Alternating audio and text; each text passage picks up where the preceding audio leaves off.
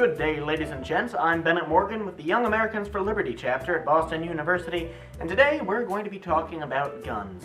You heard me right, we're going to be talking about gosh darn if I make a muscle joke because it's stolen from the office and it's not funny. But what's really not funny is that a lot of people are having knee-jerk reactions to gun violence and thus calling for restrictions on gun ownership or even banning guns entirely. But we have tried banning inanimate objects in this country before, so I ask you, did the war on drugs work? No? Well, there you have it, folks. I'll see you next time. I promise I'll get back to the war on drugs later, but first, guns are quite the contentious subject, and a lot of people have some really strong feelings on them, understandably so. But I think it prudent for this issue that we set our hearts aside lest they lead us astray and really embrace our heads. Because the truth is that restricting gun rights isn't actually going to solve anything. Researchers at the University of Chicago estimate that only around 3 to 10% of gun-toting offenders acquired their gun legally. As little as 3%. Let that sink in.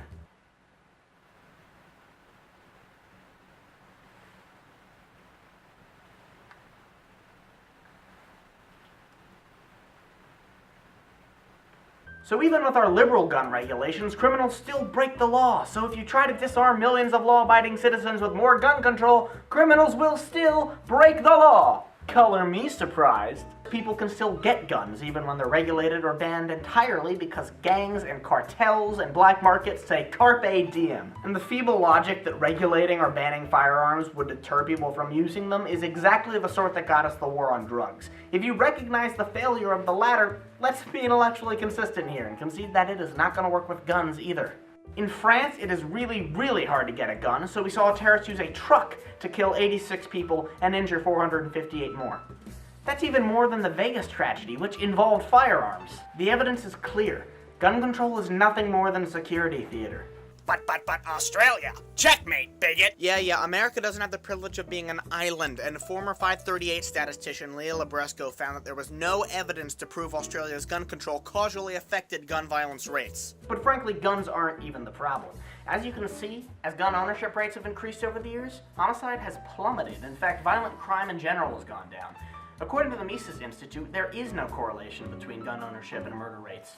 Not only is gun control impractical, we as Americans have an unequivocal right to bear arms. We have... What is...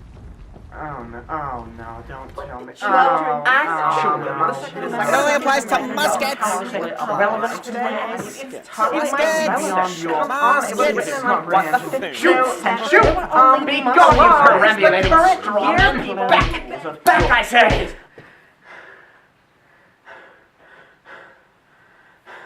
Get it, I've heard it before. Everybody's favorite Hollywood actor told them that the Second Amendment is outdated and unapplicable because the founders only envisioned single-shot muskets. No! By that woeful excuse for logic, you'd have to concede that freedom of the press only applies to papers and daily pamphlets, and that freedom of religion doesn't apply to Baha'is or Scientologists. But, as discussed in my Constitution video, which you should definitely watch, it's all about intent, and the intent of the First Amendment was to keep the government from encroaching on the way you speak and the way you worship. Similarly, the intent of the Second Amendment was to check the government's monopoly on military power. It was intended that we, the citizens, could parry whatever martial forces the government threw at us. So, an argument for my right to have an attack helicopter in my garage holds far more water than your silly musket rubbish. Knee-jerk reactions to gun violence are understandable, but we can't let them influence policy. We have to think bigger, and we have to think critically, because at the end of the day, we can't sacrifice American liberties for a thin veneer of false security.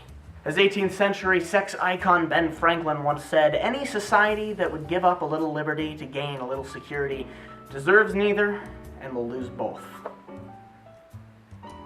And he was talking about actual security, not security theater, so...